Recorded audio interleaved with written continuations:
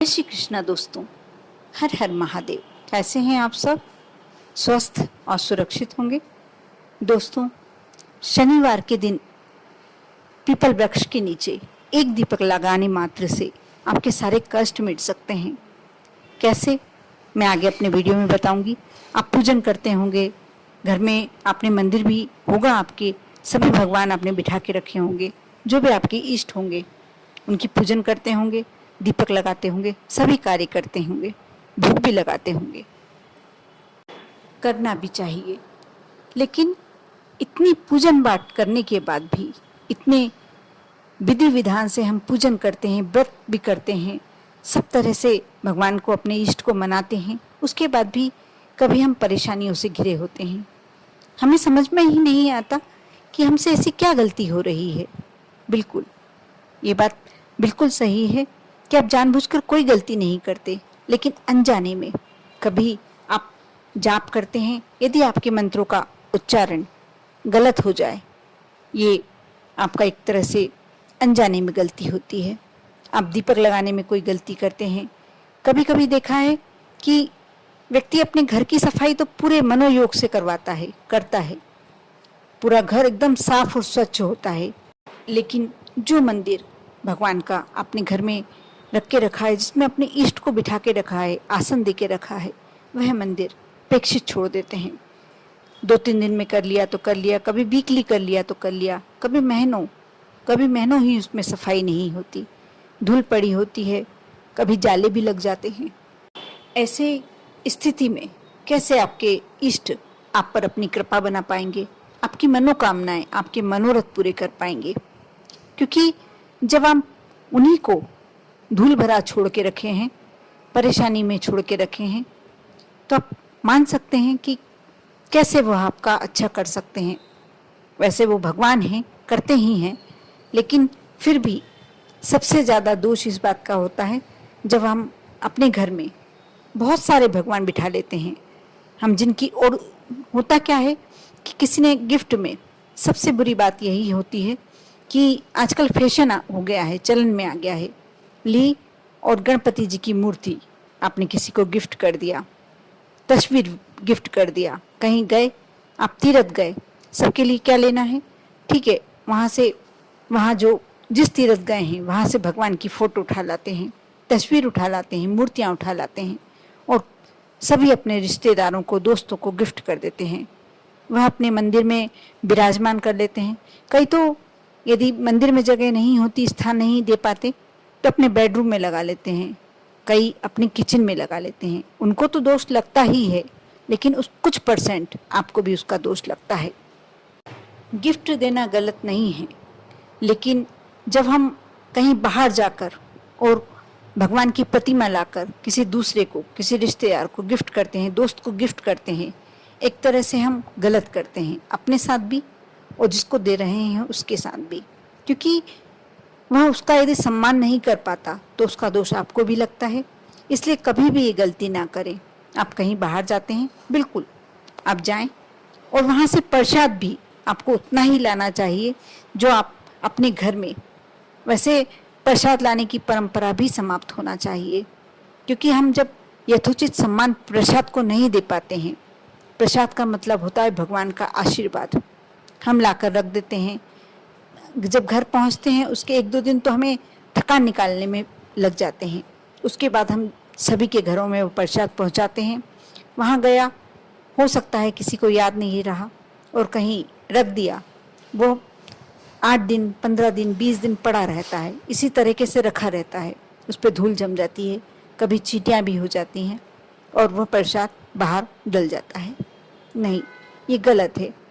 आप कहीं जाएं तो प्रसाद बिल्कुल थोड़ा सा प्रसाद रूप में, आप घर से भी प्रसाद का जरा सा, वहाँ का लाया हुआ प्रसाद 1-2 दाने लाकर मिलाकर और घर का बना हुआ प्रसाद दे सकते हैं।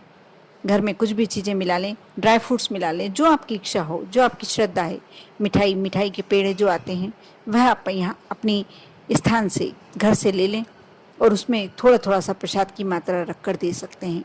लेकिन जब हम सोचते हैं कि हम सब अच्छा कर रहे हैं, हमने तीर्थ भी कर लिए, हम व्रत भी कर रहे हैं, पूजन भी कर रहे हैं, लेकिन हमारा अनिष्ट क्यों हो रहा है, हमारी इष्ट हमारी क्यों नहीं सुन रहे, हमसे यही गलती होती है।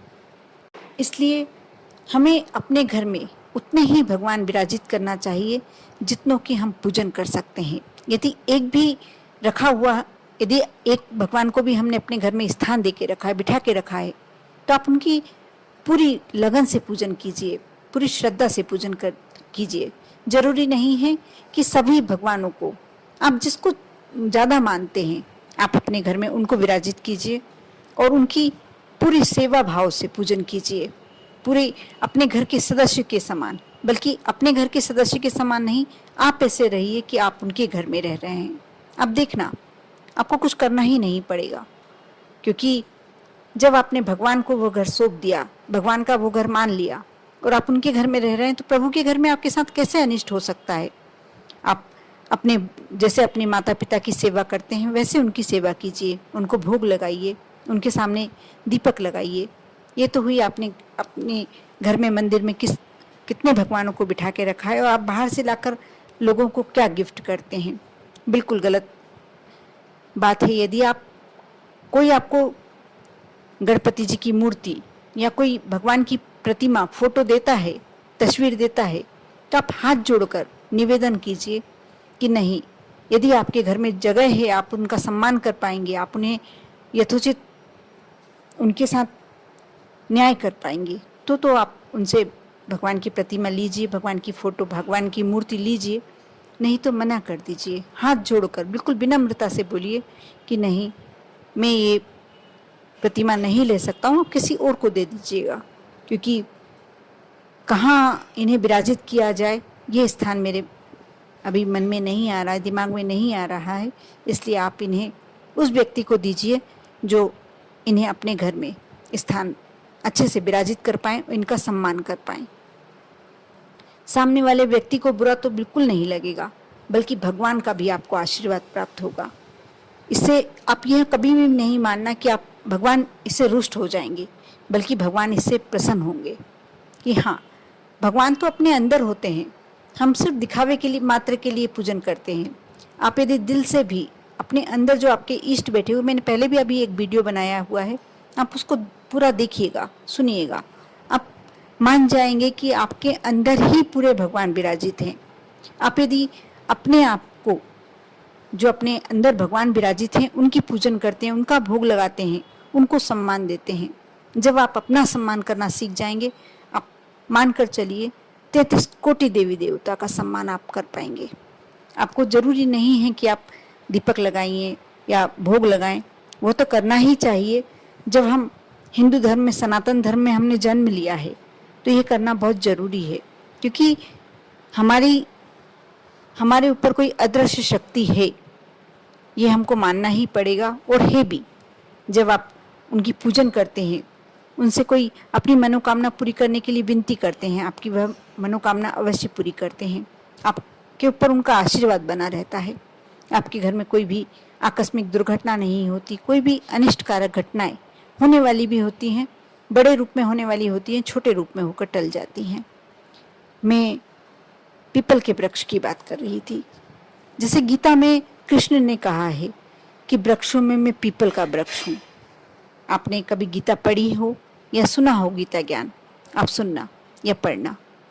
पीपल के वृक्ष को कृष्ण भगवान ने अपनी संज्ञा दी है, तो आप मानकर चलिए कि पीपल के वृक्ष में स्वयं श्री हरि भगवान विष्णु और माँ लक्ष्मी का वास होता है।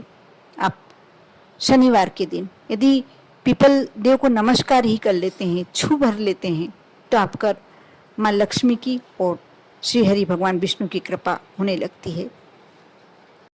दोस्तों, इतना ही नहीं, जो मैं ये उपाय बताने जा रही हूँ, आप यह कार्य कर लेते हैं, इसमें कोई दिन का बंधन नहीं है।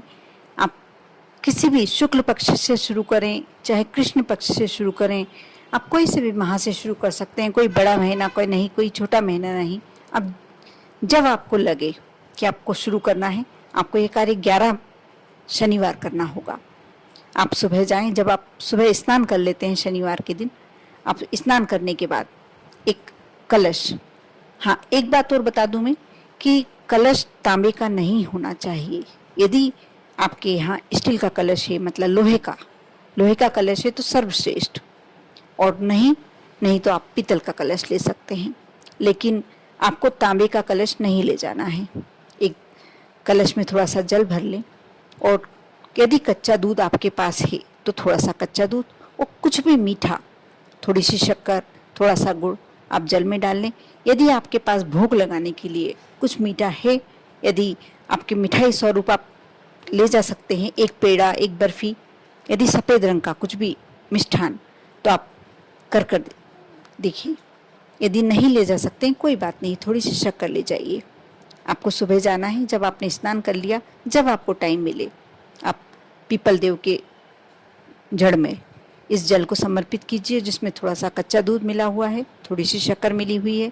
इस भोग को लगाइए। यदि आपकी इच्छा है, आप कर सकते हैं, तो एक तेल का दीपक लगा दीजिए और 7 बार क्लॉकवाइज, यानी घड़ी की सुई जिस तरीके से घूमती है उस तरीके से आपको 7 परिक्रमा पीपल देव के समक्ष देना है।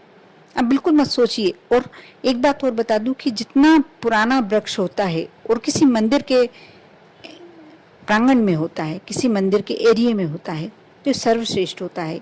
जैसे हनुमान जी के मंदिर में पीपल का देव सिद्ध हो जाता है।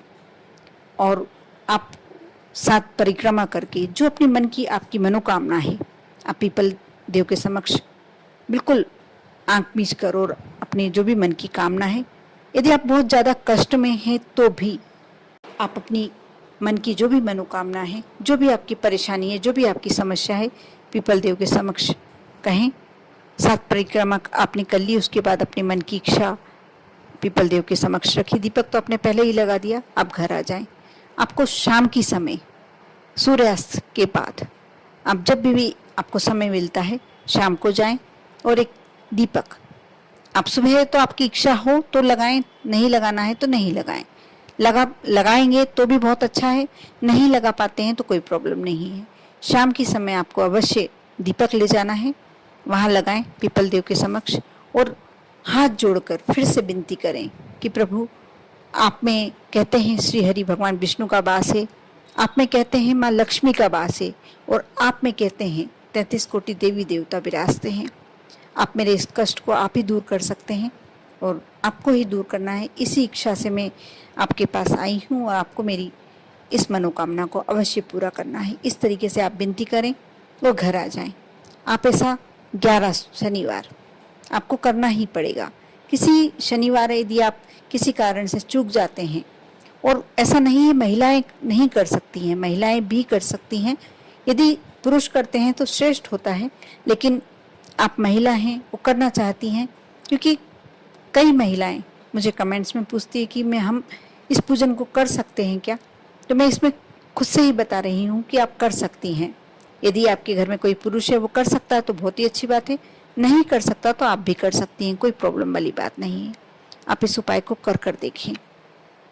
आप देखेंगे आपके जीवन की सारी समस्याएं, बड़ी से बड़ी, यदि आपके ऊपर कर्ज लाखों में भी चढ़ गया है तो आपको रास्ता दिखाई देने लगेगा, समझ में आने लगेगा कि कहाँ से मुझे पैसा प्राप्त हो सकता है, मैं कहाँ मेहनत करूं और मुझे इतना धन मिल जाए कि मैं इस कर्ज को पूरे तरीके से चुका सकूं।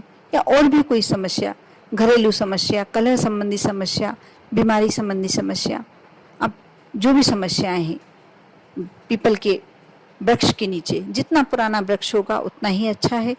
और यदि किसी मंदिर के प्रांगण में होगा तो सर्वश्रेष्ठ, क्योंकि सारी शक्तियाँ उस पीपल के वृक्ष में आ जाती हैं। और आप सुबह और शाम दोनों टाइम जब विनती करते हैं तो कोई शक्ति ऐसी नहीं होती जो आपकी इच्छा को, मनोरथ को टाल सके। कर देखें, विश्वास रखें, श्रद्धा रखें और इस उपाय को अवश्य एक बार आजमा कर देखें। यदि अपने जीवन से आपको कष्टों को दूर करना है, समस्याओं को दूर करना है, तो अवश्य कर देखें। आप पर और आपके पूरे परिवार पर भगवान भोलेनाथ की कृपा हमेशा बनी रहे। ओम नमः शिवाय।